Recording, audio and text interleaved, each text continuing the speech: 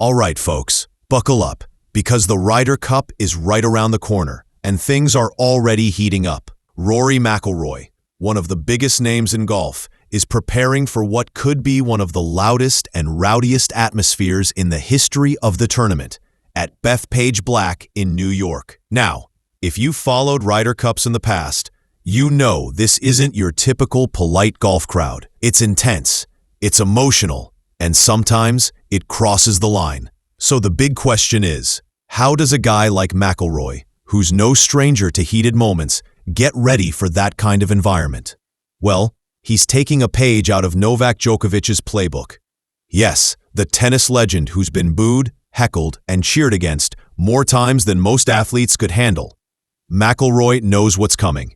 New York crowds are passionate, unapologetic, and they don't hold back, especially in a Ryder Cup setting where it's Team USA versus Team Europe. If you remember the 2016 Ryder Cup at Hazeltine, McIlroy had some pretty fiery exchanges with fans. At one point, he even tried to get a spectator kicked out for yelling some really derogatory stuff. It wasn't just banter, it crossed into ugly territory. That memory has clearly stayed with him, and it's shaping how he's approaching things this time. Instead of letting the noise get to him, McIlroy wants to harness that energy, just like Djokovic does when he's the so-called villain on a tennis court. So what's the Djokovic method exactly? Novak has spent his whole career facing hostile crowds, especially when he plays Roger Federer or Rafael Nadal, or whenever he steps onto a court in the US against an American player. He's been booed for celebrating, he's been jeered for simply being himself, and yet he's walked away with more than 20 Grand Slam titles. How? By flipping the script. Instead of letting the crowd tear him down, Djokovic thrives on that negativity. He channels it, turns it into fuel, and somehow uses it to push himself into another gear. That's what Rory wants to do at Bethpage. Take the noise, take the abuse, and let it sharpen his game. Rory even admitted that Djokovic gave Team Europe some advice during the last Ryder Cup in Rome. He talked to them about mindset, about controlling what you can control, and about ignoring the stuff that's designed to throw you off. McIlroy said the biggest takeaway was this: it's not about controlling the crowd. You can't do that. It's about controlling yourself.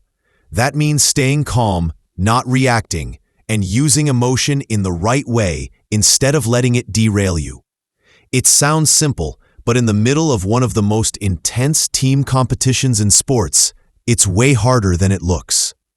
Now, let's not forget, it's not just the players who deal with the heat from the stands. Families and friends of Team Europe have been targeted in the past too. Shane Lowry, McIlroy's teammate and good friend, revealed that his wife Wendy actually got heckled at Whistling Straits in 2021. He admitted he was shocked because he personally got treated pretty well by US fans, but his wife told a completely different story.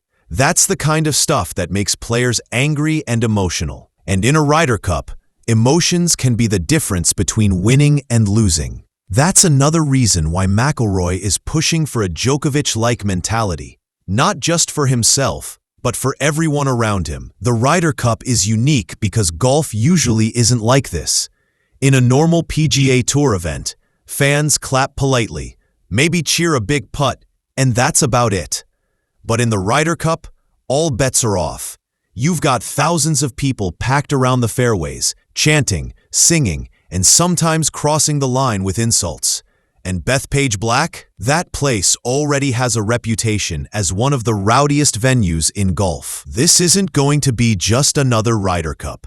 It's going to feel like a heavyweight boxing match where every shot gets a reaction. That's the atmosphere McIlroy and Team Europe are walking into. For Team USA, the hope is that the home crowd will give them an edge, just like it usually does in these matches. But US captain Keegan Bradley has already made it clear, there are limits. He said flat out that if anyone in the crowd crosses the line, they'll be asked to leave. That's an important statement because it shows the organizers are aware of what can happen, and they don't want another 2016 style controversy. At the same time, Bradley also wants the crowd to be lively and fully behind Team USA. So, there's a fine balance here. Rowdy but respectful, loud but not abusive. This all sets up a fascinating dynamic. On one side, you've got Team USA with stars like Scottie Scheffler and Bryson DeChambeau, ready to feed off the energy of the American fans. On the other, Team Europe with McIlroy, Jon Rahm, Viktor Hovland, and others, trying to quiet that same energy with clutch performances. And then there's the mental side, the back and forth with the gallery, the ability to keep your head down when people are chirping in your ear. That's where Djokovic's example becomes so relevant. He's shown that even when the crowd is against you, you can still dominate if you stay laser-focused. McIlroy knows he has to set the tone. He's the leader of this European squad, and his teammates will feed off his body language and his reactions. If he looks rattled, they'll feel rattled. But if he shows resilience and composure, that spreads too. He's been in the Ryder Cup since 2010, so this isn't new territory for him. But the stakes always feel higher on US soil, especially in a place like New York, where sports fans are famous for their intensity. This is where his maturity and experience could make all the difference. Looking back, it's clear McIlroy has learned a lot since those fiery exchanges in 2016. Back then, he let emotions spill over. Now, at 35, he's older, wiser, and much more focused on channeling his energy instead of wasting it on confrontations. He even admitted that the less he reacts, the better it is for him and for the team. That kind of self-awareness doesn't just come overnight. It's a product of years of highs, lows, and lessons learned. And if he can put all of that together at Bethpage, he might just find that sweet spot between passion and control. Of course, this isn't just about Rory. Shane Lowry, Tommy Fleetwood, Tyrrell Hatton, and the rest of Team Europe will also need to adopt this mindset. Lowry especially knows what it's like to have fans cross the line, and he's already talked about how alcohol and late-day matches can ramp things up. He's not wrong. Once people start drinking, emotions rise and words get sharper. That's when the challenge becomes not just about golf, but about blocking out the noise. It's easier said than done, but if anyone can embrace the chaos, it's this group of battle-tested Europeans. And let's not forget what this means for the bigger picture. The Ryder Cup isn't just about golf.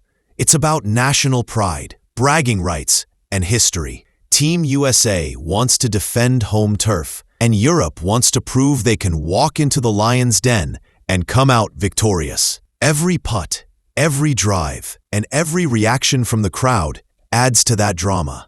McIlroy channeling Djokovic is just one storyline, but it could be one of the most impactful if it helps Europe keep their composure and stay in the fight. So, as we get closer to the Ryder Cup at Bethpage Black, keep an eye on Rory McIlroy. Watch how he interacts with the crowd, how he handles the noise, and how his body language sets the tone for his team. Will he take the Djokovic route and turn jeers into fuel? Or will the crowd manage to rattle him again, like in 2016? Either way, it's going to be a show. And for golf fans everywhere, this matchup between players, fans, and raw emotion is what makes the Ryder Cup one of the most electric events in all of sports.